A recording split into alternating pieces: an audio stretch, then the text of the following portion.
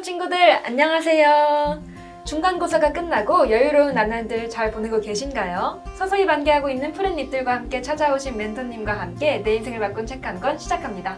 안녕하세요. 안녕하세요. 간단히 자기소개 부탁드립니다.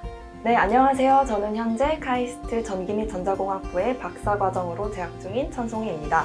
저는 2016년부터, 그러니까 제가 학부 2학년일 때부터 한 3, 4년 정도 학생들을 가르쳤는데요.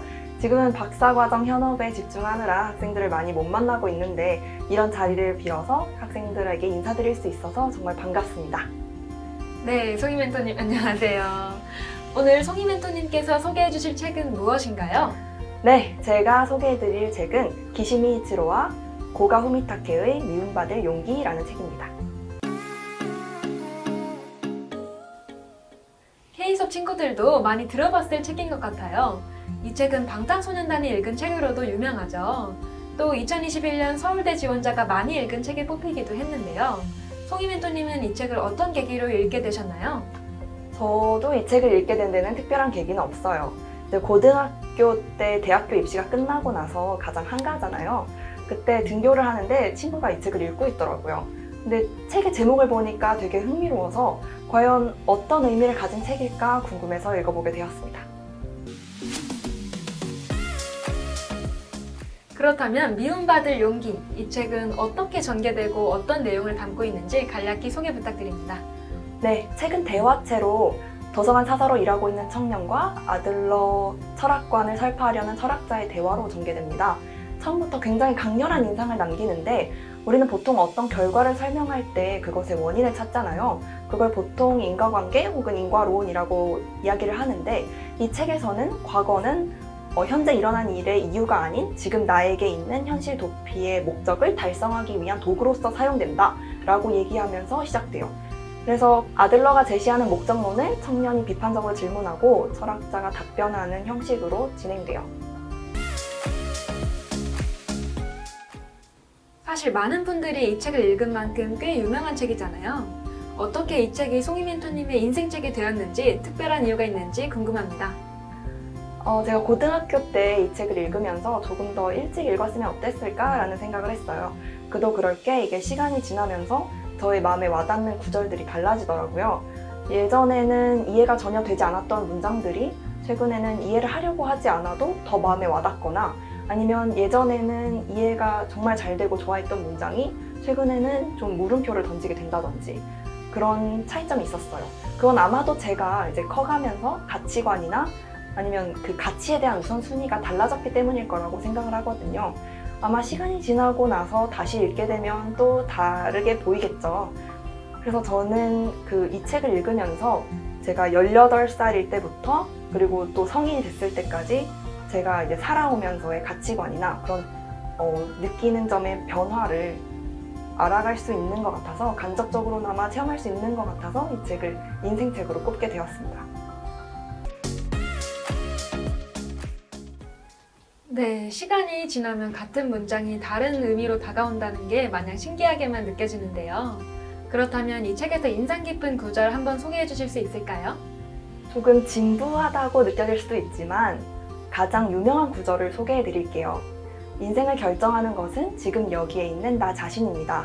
타인의 기대를 만족시키기 위해 사는 것이 아닙니다. 타인에게 인정받을 필요는 없습니다. 타인에게 미움받을 용기는 자유로워지는 용기이며 어떠한 평가든 마음에 두지 않고 나를 싫어해도 두려워 말아야 하고 나를 좋아해야 한다는 상대방의 과제에 개입하지 말아야 합니다. 라는 구절이에요. 송희 멘토님이 읽어주시는 걸 들으면서도 많은 생각이 스쳐 지나가는데요. 어떤 부분이 더 깊게 와닿으셨나요? 사실 내 삶을 살고 있는 사람은 나 자신인데 타인에게 지나치게 신경 쓰게 되면 제 삶을 살 수가 없어요. 삶의 주체가 내가 되기 위해서는 다른 사람의 시선을 신경 쓰지 말아야 하는데 이게 사실 말은 굉장히 쉬운데 실천하기는 되게 어렵잖아요. 근데 이 책을 읽을 때마다 이런 점을 다시 상기시킬 수 있는 것 같아서 저는 이 구절이 가장 마음에 와닿았습니다. 그렇다면 위 구절과 관련해서 송희 멘토님이 살아오시면서 겪었던 인간관계에 대한 고민이나 해결 방법 등이 있다면 공유해 주실 수 있을까요? 제가 한때 다른 사람들과 저를 많이 비교했던 적이 있어요. 다른 사람들은 어떤 사람은 이런 것을 잘하는데 또 어떤 사람은 이런 것이 더 멋진데 그런 생각을 하면서 이제 끊임없이 비교를 하게 되면 사실은 저의 자신감만 굉장히 낮아지게 되어서 되게 힘들었거든요. 그렇다면 이 책에서 마음의 위로가 되는 부분을 찾으셨나요? 네, 이 책의 두 번째 챕터에서 인생은 타인과의 경쟁이 아니다 라고 말하는 부분이 있어요. 건전한 열등감이란 타인과 비교해서 만드는 것이 아니라 이상적인 나와 비교해서 만드는 것이 더 가치가 있다 라는 구절이 있는데 이 구절을 읽고 이제 타인과의 비교를 멈추고 저 스스로 더 성장하기 위한 방법들을 찾으려고 노력했던 것 같아요. 정말 다행이네요. 그때 송이 멘토님께서 겪으셨던 것들이 지금의 멋진 송이 멘토님을 만들 수 있는 양분이 되었을 거예요. 마지막으로 K숲 친구들에게 한마디 부탁드려요. 각자 자신이 가지고 있는 고민이 있어요. 사람마다 자라온 배경 또 환경이 다르다 보니까 사람마다 그 고민도 각각 다르겠죠. 그렇기 때문에 같은 책을 읽어도 다른 걸 느낄 거예요. 단순히 이 책에 있는 내용을 맹신하고 따르기보다 이 책에 나온 그 주인공 중 하나인 도서관 사서 청년처럼 조금 비판적으로 생각하고 또 때로는 이제 다른 주변 사람들에게 도움을 요청하기도 하고 그리고 긍정적으로 여러분의 뭐 고민이나 아니면 문제 같은 것들을 헤쳐나가시기를 바랄게요. 네, 오늘 송이 멘토님 좋은 말씀 감사드립니다. 미움받을 용기를 읽고 성의 있는 독서 감상문 제출에 많은 참여 부탁드립니다. 안녕!